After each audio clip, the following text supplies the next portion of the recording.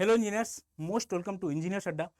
मेरे भाइयों, आप सब लोगों के अंदर एक डाउट जरूर क्रिएट हो रहा होगा कि सर अभी जो भी था SSC JE RRB JE over हो चुका है, अब हम किस पे फोकस करें, एसएससी जेई पर करें कि आरआरबी जेई पर करें, दोनों में अच्छा कौन सा है, किसमें चढ़ावा वाली ज्यादा बातें होती हैं, या दोनों क्या एक साथ मैं कर सकता हूं।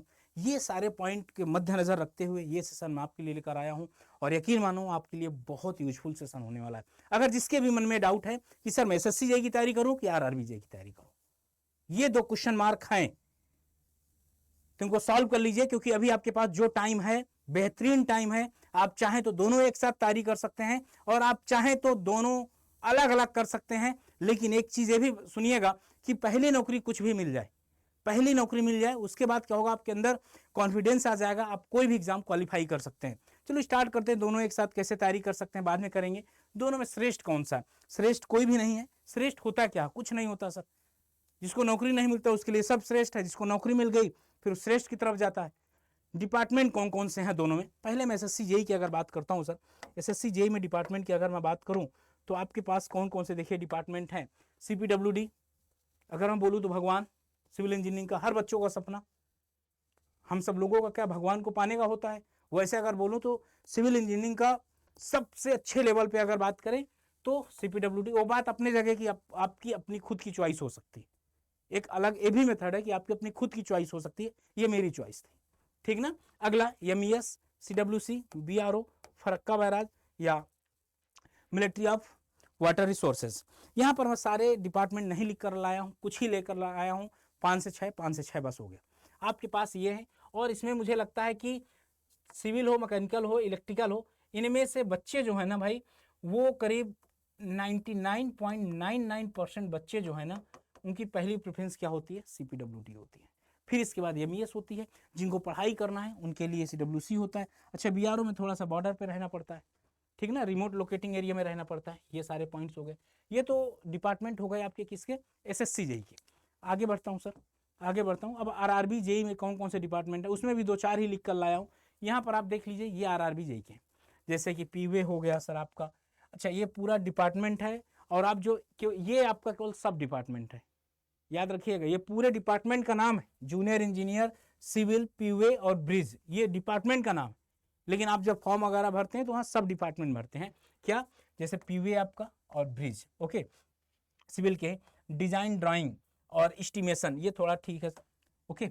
और ठीक तो सब कुछ होता है, कोई चीज़ खराब अच्छी होती नहीं है सर। और junior engineer civil works and research, यहाँ पर आपको रिसर्च वाला और काम करने वाला, और ट्रैक मेंटेनेंस, ट्रैक मशीन और ट्रैक मेंटेनेंस, ट्रैक मेंटेनेंस ये है आपका आरआरबी जेई का। अब यहाँ पर आपकी अपनी चॉइस हो सकती है सर कि मैं कौन से पोस्ट में जाना मेरा टारगेट है, कौन से पोस्ट में जाना मेरा उद्देश्य है, ये आप पे डिपेंड करता है सर। तो मैंने आपको दोनों की पोस्ट बता दिया, इसमें से सबसे बड़ा आपका होता है सीपीडब्ल्यूडी एमईएस ये, और ये 2 के बाद 3 के बाद फिर लोग इसमें प्रीफर करते हैं यहाँ पर। तो बस आपकी जॉब लगनी चाहिए सर, कहीं पर भी लग जाए। अब दोनों में श्रेष्ठ कौन सा है ये डिसाइड करने का अधिकार आपको है सर, मुझे नहीं, ठीक ना, पहली बात। दूसरी बात अगर किया जाए, अच्छा क्या दोनों एक साथ तैयारी किया जा सकता है? अगला क्वेश्चन, क्या दोनों एक साथ सर तैयारी किया जा सकता है? मेरे हिसाब से एकदम हाँ। क्यों? रीजन बता देता हूँ सर। आप देखिएगा, यहाँ पर जो ऑब्जेक्टिव टाइप यहाँ पे पेपर होता है वहाँ पर भी होता है। जनरल इंजीनियरिंग जैसे सिविल और स्ट्रक्चर हो गया, ये इलेक्ट्रिकल, ये मैकेनिकल का अलग अलग। जीए और जनरल इंटेलिजेंस और रीजनिंग आपका हो गया, रीजनिंग 50-50-100, ये काहे का हो गया? सीबीटी 1 का। सीबीटी 2 में क्या होता है? सीबीटी 2 में अगर यहाँ पर बात किया जाए, नीचे दिख रहा है सर, नहीं यहाँ लिख देता हूँ। सीबीटी 2 में जो है ना सर, उसमें केवल टेक होता है, वो भी टेक 100 क्वेश्चन का, 100 क्वेश्चन का टेक होता है। उसमें मैक्सिमम मार्क्स कितने होते हैं? इसका टाइमिंग 2 घंटे रहेगा और मैक्सिमम मार्क्स आपका 300 का रहेगा। और ये कितने का रहेगा? 200 का रहेगा। ये 200 टोटल कितना? 500, टोटल कितना? 500। क्लियर है सर? एकदम सर क्लियर है यहाँ तक एकदम क्लियर हो गया कि एसएससी जेई का। अभी वो इनके एग्जाम पैटर्न याद रखिएगा या सिलेबस याद रखिएगा, एग्जाम पैटर्न याद रखिएगा। अब यहाँ पर आप देखिएगा, यहाँ पर सीबीटी 1 आपका जो है ये प्योर नॉन टेक्निकल है। ये काहे में है? Pure non technical, non technical, pure non technical. Mathematic 30 question, और आपको पता है अगर आपको रीजनिंग मैथ बहुत अच्छे से आ रही होगी तो रीजनिंग भी आ रही होगी, क्योंकि मैथ और रीजनिंग कहीं ना कहीं थोड़ा सा को रिलेट करते हैं। तो आपका रीजनिंग वहाँ पर भी आया था, यहाँ पर भी आया। जनरल अवेयरनेस वहाँ पर भी आया था, यहाँ पर भी आया। आपका जनरल साइंस वहाँ पर भी था, मतलब एसएससी जेई में भी था, यहाँ भी था। तो मतलब ये तो कॉमन ही हो गए भाई। इसका मतलब आपको केवल एक ही चीज़ पढ़ना है, क्या? वो है मैथमेटिक। और आप इंजीनियर फील्ड से हैं, इंजीनियरिंग फील्ड से हैं, तो मैथमेटिक आपके लिए बहुत टफ नहीं होती सर। एक बार पढ़ना होता। क्यों पढ़ना होता? आप अपने कन्वेंशनल मेथड से लगाएंगे, और जो सामने वाला 10 साल प्रैक्टिस करके आपको पढ़ाया है वो अपने कन्वेंशनल प्लस ट्रिकी अंदाज में पढ़ाएगा, जो आपके लिए सफल साबित होगा। ठीक ना, ये इसका हो गया। तो यहाँ पर केवल एक मैथ, ठीक ना, वो कवर कर लेंगे। आगे देखिए, जनरल अवेयरनेस एसएससी जेई का पूरा पैटर्न है। फिजिक्स का केमिस्ट्री एसएससी जेई में आता है। कंप्यूटर आपके एसएससी जेई में यहाँ 10 क्वेश्चन दिया, वहाँ 3 क्वेश्चन आता है, 3 4 2 इस तरीके से आता है। और बेसिक एनवायरनमेंट सिविल का है, आता ही है। और ये टेक्निकल हो गया। तो मुझे लगता है कोई डिफरेंस ही नहीं है, केवल एक ही सब्जेक्ट का डिफरेंस है, वो कहलाता है मैथ। वो कहलाता है मैथ, बस। केवल एक मैथ का ऐसा है जो आपको डिफरेंशिएट करता है। इसका मतलब ये केवल आपको मैथ पढ़ना है, एक एक्स्ट्रा चीज। अगर एक्स्ट्रा में बात किया जाए तो आपको केवल और केवल मैथ पढ़ना है। क्या सर? मैथ पढ़ना बस आप। अगर जो मैथ, अरे 30 क्वेश्चन आते हैं भाई मैथ में, अगर थोड़ा सा कमांड कर लिए हो जाएगा। तो भाई क्यों अलग करना है यार? पहली लाइन मेरी सुनी होगी, मैंने ये बोला है कि दोनों में जो नौकरी पहले मिल जाए हमको वो करना है सर। समझ गए ना? पहले में, दोनों में जो पहले नौकरी मिल जाए हमको वो करना है। तो भाई तैयारी में लग जाओ, अपना टाइम टेबल और पूरा स्केड्यूल बना लो, किस तरीके से किसको कब कितना टाइम देना है। मैं यहाँ पर ये तो नहीं बताने वाला कि आपको जीएस कितने घंटे पढ़ना, रीजनिंग कितने घंटे पढ़ना, क्योंकि आप एक इंजीनियर हैं, आपको पता है कि आपको कितने घंटे पढ़ना है। हो सकता है आपका जीएस बहुत स्ट्रांग हो, रीजनिंग कमजोर हो सकता है आपका नॉन टेक्निकल पोर्शन के मास्टर हो और आपका टेक्निकल कमजोर हो। तो आप उसके हिसाब से काम करिए। बस ये टारगेट बनाकर चलिए कि आपको अपने जितने भी नेसेसरी काम हैं वो काम के बाद जो भी टाइम मिलता है उसको पढ़ने में लगाया जाए।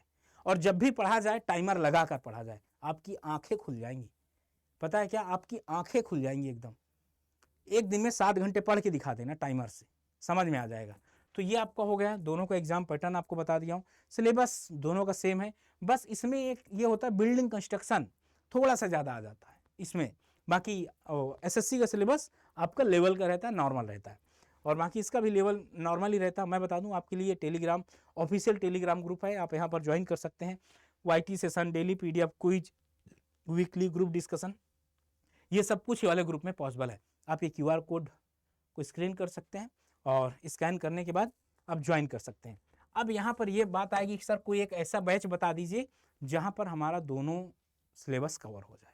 जेन्युइन क्वेश्चन आएगा सर, कोई एक ऐसा सिलेबस, कोई एक ऐसा हमको सिलेबस बता दीजिए, या कोई ऐसा हमको ऐप बता दीजिए जिससे क्या हो जाए कि मेरा एसएससी और आरआरबी दोनों पैरेलल लेकर चलूँ, क्योंकि अगले साल दोनों है।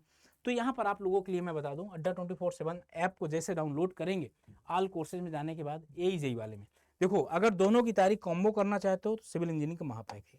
ये क्या सर? सिविल इंजीनियरिंग का महापैक। यहाँ पर जाकर ज्वाइन कर सकते हो, और मैक्सिमम डिस्काउंट के लिए Y579 लगा सकते हो। क्या? मैक्सिमम डिस्काउंट के लिए Y579 लगा सकते हो यहाँ पर। ओके, जो वैलिडिटी है वो आराम से आपकी 27 मंथ वगैरह ये सब हो जाएगी, उसकी परेशानी नहीं है आपको। ये हो गया।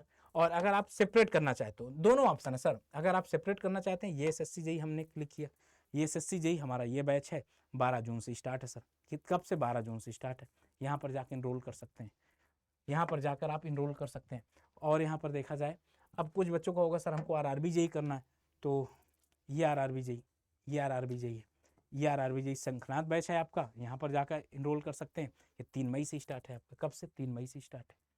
और पूरा आपको स्टडी प्लान वगैरह सब कुछ मिल जाएगा सर, इसमें परेशान नहीं होना। और ऐसे क्लास भी नहीं इनरोल करना, सॉरी, ऐसे क्लास भी इनरोल नहीं करना। पहले सबकी प्रोफाइल देख लीजिएगा, स्टडी प्लान क्या है, ये सब कुछ आपका स्टडी प्लान आपको पता चल जाएगा, कब कौन सा सब्जेक्ट होगा। महापैक में इनरोल कर लो। और अगर कोई इस समय कोई दिक्कत होती है सब करने में, तो आपके लिए ये नंबर दिया गया है, इस नंबर पे कॉल कर लीजिए और सब कुछ सही हो जाएगा भाई, कि सर कैसे क्या कोर्स में अलाइन करना है या किस तरीके से डाउनलोड करना, सब कुछ मिल जाएगा। ओके, तो इसी के साथ सेशन को बाइंड अप करता हूँ और फिर मिलता हूँ आपसे अपने सेशन में शाम के 6 बजे वाले में। तब तक अपना ध्यान रखो, पढ़ाई करते रहो। Okay, bye bye, love you, thank you and जय हिंद मेरे प्यारे साथियों।